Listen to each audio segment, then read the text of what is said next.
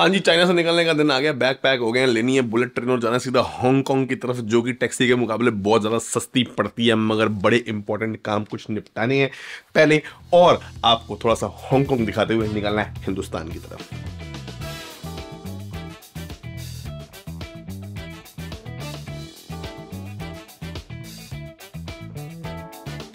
Final check हो गया, room का कुछ रह तो नहीं गया, ऑल गुड। बस निकले जी, कैमरा इसके ऊपर रखा जाएगा। So I will get the ticket at the train station, or can you give me a ticket now? Don't use ticket. Okay, Only the passport. only the passport? Okay, Yes. okay. And you can take a picture. This is the train number. हाँ जी, last day है तो इसलिए हमने कहा थोड़ी थोड़ी जो है ना शॉपिंग करने के लिए निकल लेते हैं साथ में। मगर यहीं से अंडरपास से अपन जा रहे हैं, दूसरी तरफ सामने एक मॉल है। आप ट्रेन की टिकट यहाँ से अगर टैक्सी कराओ ना, तो आप लगाओ कि बॉर्डर तक जाने के ही सिर्फ 600 युआन लग जाते हैं, और उसके आगे फिर हांगकांग की अलग टैक्सी लेनी पड़ती है इमिग्रेशन क्रॉस करने के बाद, अगर रोड बॉर्डर से करेंगे जैसे हम आए थे। तो इसीलिए मैंने इनको पूछा यार ट्रेन व्रेन का क्या सिस्टम है, क्योंकि मेरे को तो पता नहीं। तो होटल के कॉन्सियर्ज वालों ने कहा मैं आपकी ना अपने फ़ोन से वीचैट से करा देता हूँ टिकट आपकी बुक। तो उसने मेरी टिकट कराई, टिकट पड़ी है सिर्फ 229 युआन की, पूरी हांगकांग तक की, वो भी बुलेट ट्रेन की।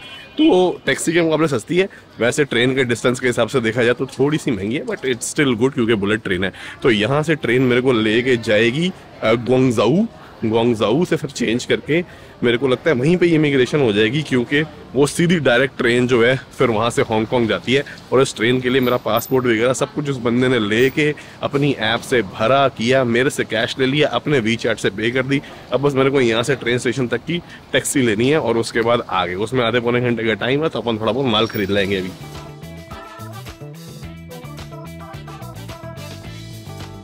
साथ में इनके यहाँ के लोकल ब्रांड्स की बहुत सारी शॉप्स खुली रहती हैं, जो कि ये होते मैन्युफैक्चर यूएस के ब्रांड का सामान, कोई किसी का बना रहा होगा, कोई किसी का, तो इसलिए सही रेट पे यहाँ मिल जाती है। उनका नाम नहीं होता, ब्रांड का माल वही होता है। यहाँ पे ना लोकल शॉपिंग स्ट्रीट है, तो मैंने सैंड्रा को कुछ नाइट सूट दिखाए थे, उसको पसंद आ गए थे फोटो से, बस वो पिक कर लूं। आ गई शॉप, यही थी दीदी, अगली थी होंगे उसके बाद, सैटिन वाले नहीं है। अच्छा तो आगे देख हमारा। हाँ आ जाओ। बैग ले लेते गिफ्ट वगैरह करने के लिए कि भाई अच्छे रेट के मिल भी रहे थे, डिसेंट किसी को देने हो। ये आ गई वो शॉप, 100% जो भी लिखा हुआ है सैटिन है, भगवान ने यही थी, 50% डिस्काउंट लगा हुआ। लाल तो पसंद नहीं आएगा उसे। मैंने सैंड्रा को भेजा, मेरे पे हंसने लग गई, फोटोज भेजे, वो कह रही है मैं किसी दादी माँ के लिए लेने तो ले ले, बट मेरे लिए नहीं। बेइज्जती हो गई कि यार तेरे को जब नहीं है इन चीजों की अकल तो क्यों पड़ता है। पर चलो कम से कम कोशिश करने के नंबर तो मिले। अरे यार, अब ये यहाँ का वैसे लोकल ब्रांड है, पकड़ के स्टफ जो है ना अच्छा लग रहा है थोड़ा हाथ में। 3000 रुपए के है यहाँ पे। मैंने दीदी को बोला सैंड्रा के लेकर बैग देख लो, वो महंगे लेती नहीं है, 2500-3000 हजार रुपए तक में। तो ये लग तो ठीक रहा है दीदी, और वो ऐसे ही पहनती है साइड वाले। ये सारा जो है ना एक्सपोर्ट क्वालिटी स्टफ है, ये बड़े बड़े ब्रांड के लिए बनाते हैं। उसको देख के ऐसा लग रहा है, वो उठा के देखा, हल्के जूते हैं, देखने में भाई लग रहा है बहुत ही लाइट। एक्चुअली रेट 99 RMB का लगा हुआ है। मैंने सबको काम पे लगा दिया, मैंने कहा सैंड्रा के लिए देखो यार, कोई सबको बाय बाय करने का टाइम आ गया, तो इसलिए हम जरा एक बाय बाय सेल्फी ले लें, उसके बाद निकले।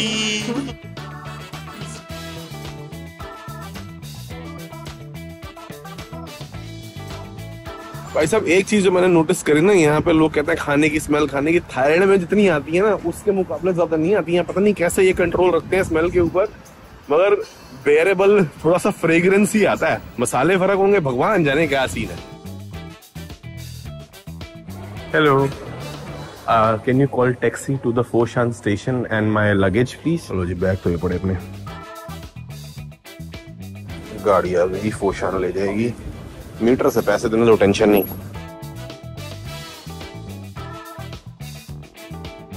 दीदी ने रोस्टेड आलमंड्स रख दिए मेरे लिए।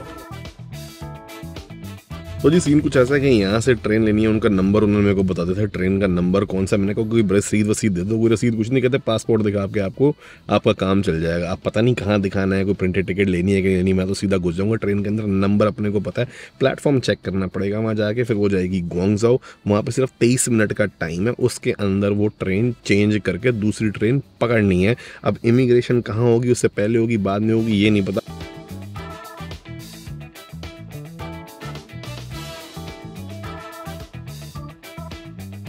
वही लोग 50 स्टेशन पहुंचने के लग जाएंगे। मतलब स्टेशन भी एक्चुअली है तो काफी दूर ही वैसे लगता है। ये ट्रेन स्टेशन बड़ा था।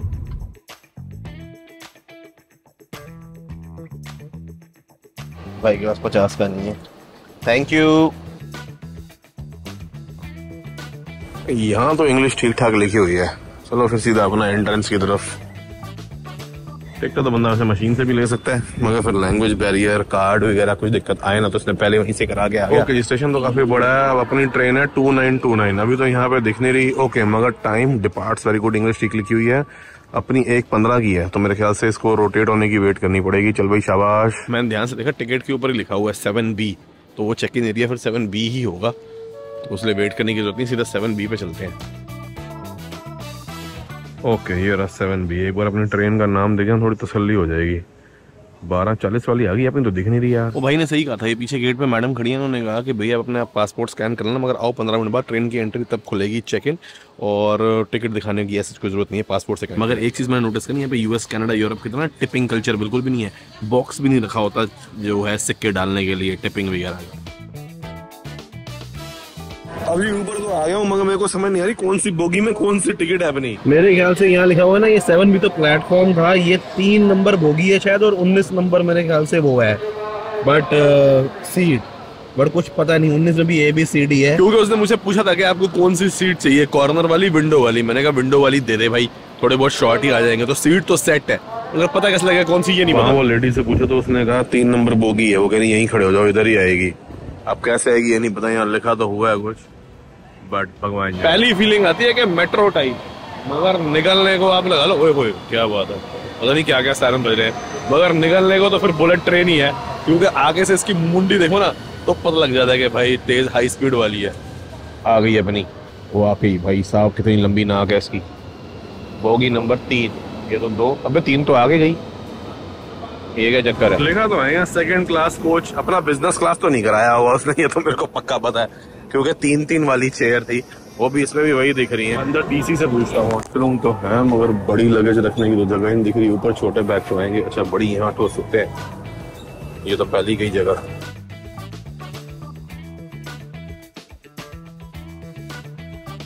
अच्छा यहाँ पर ट्रेन तो चल पड़ी, पर अपने को समझ नहीं आ रहा अपने बैठना कहाँ है। अभी अंदर जाके देखता हूँ। अभी तो उसको यहीं रख लिया, छोटे के ऊपर फेंक दिया, रास्ता शुरू है। शांत ट्रेन है, कोई ऐसा शोर वगैरह नहीं, झटके वगैरह भी नहीं, स्मूथ चल रही है। अभी स्पीड पकड़ लेगी और फिर अगला स्टेशन ग्वांगझो ही है, वहाँ से फिर 23 मिनट है चेंज करने के लिए, वहाँ फिगर आउट करना पड़ेगा। वहाँ बैग तक तरीके से सेट करूंगा, क्योंकि वो 1 घंटे का रन है। टिकट चेक करा रहे हैं,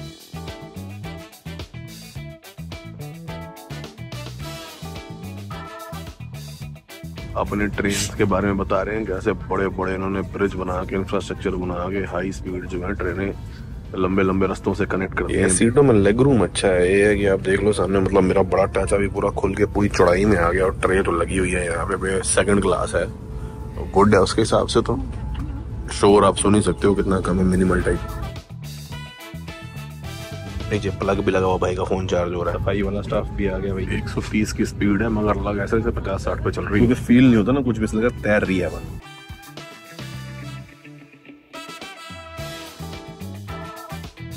दो 200 तो पहुंचने वाली है ऑलमोस्ट, बट क्योंकि ग्वांगझो बहुत पास है तो आई डाउट इससे ज्यादा तेज जाएगी।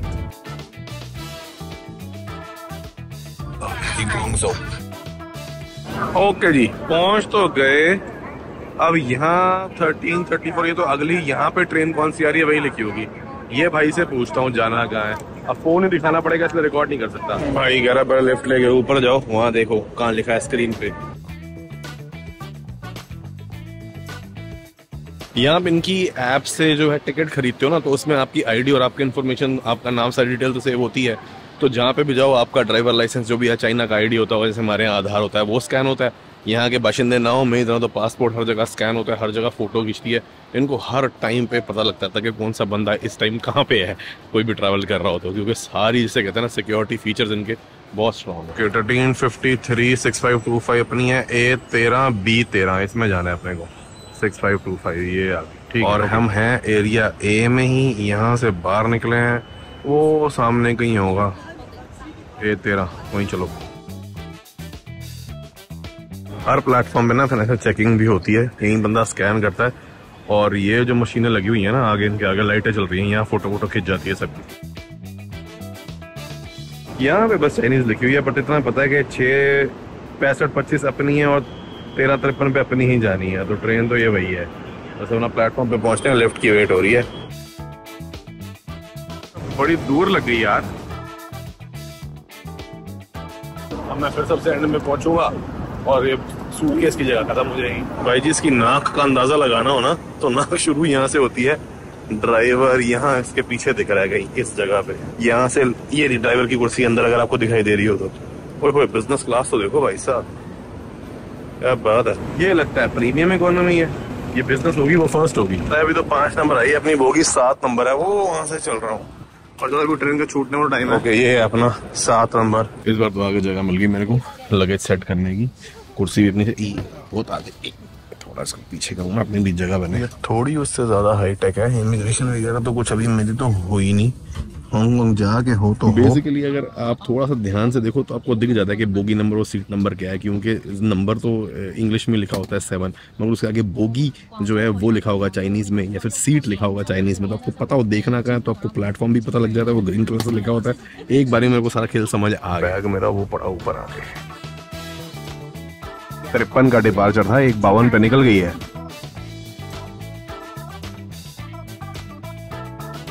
वो जो ट्रैक है वो मेट्रो का है।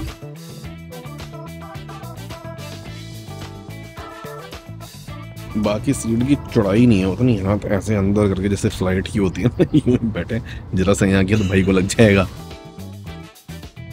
बढ़िया पानी भरने के लिए वाटर डिस्पेंसर बने हुए हैं, इधर वॉशरूम है, वॉश बेसिन बना हुआ है, अच्छा है।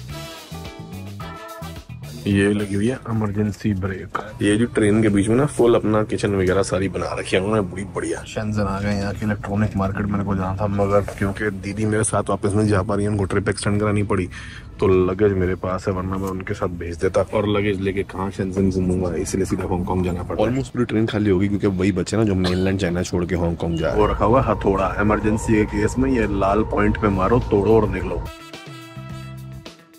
फाइनली हांगकांग तो पहुंच गया, फिगर आउट कर लेते हैं इमिग्रेशन है भी कि नहीं है।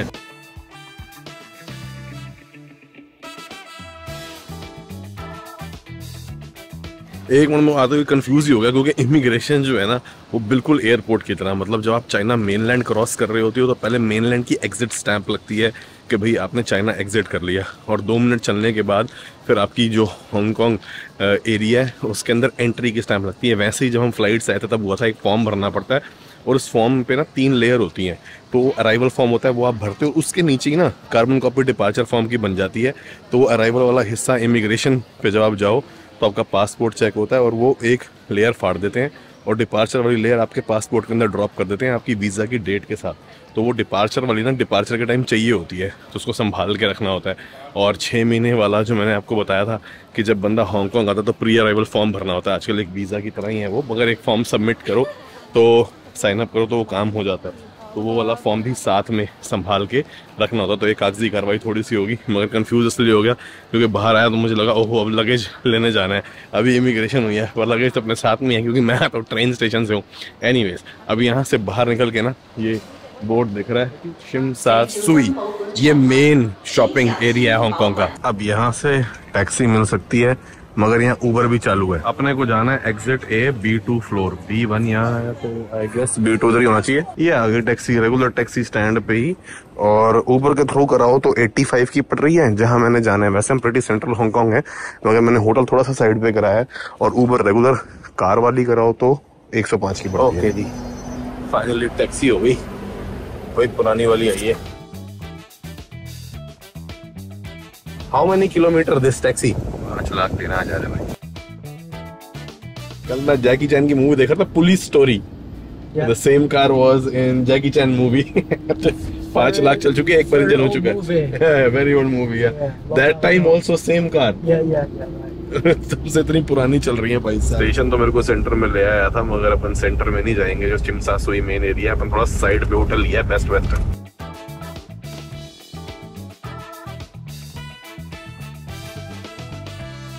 अंडर वाटर टनल से होकर जो है शहर के दूसरे हिस्से में आ गए हैं। मेन शहर पीछे की तरफ है, वो बैटमैन वाली बिल्डिंग हो रही है। ये ना इलाका थोड़ा पुराना इलाका है, पहले होटल शोटल यहाँ पे बहुत होते थे। इसको हांगकांग आइलैंड एरिया बोलते हैं। जो कोवलून एरिया मेन वो उस तरफ है जहाँ पे शॉपिंग ट्रैक है। ये थोड़ा पुराना और थोड़ा सा सस्ता है रहने के लिहाज से, ज्यादा नहीं। ज्यादातर बिल्डिंग्स हैं इस तरह की हैं, थोड़ी पुरानी दिखने वाली।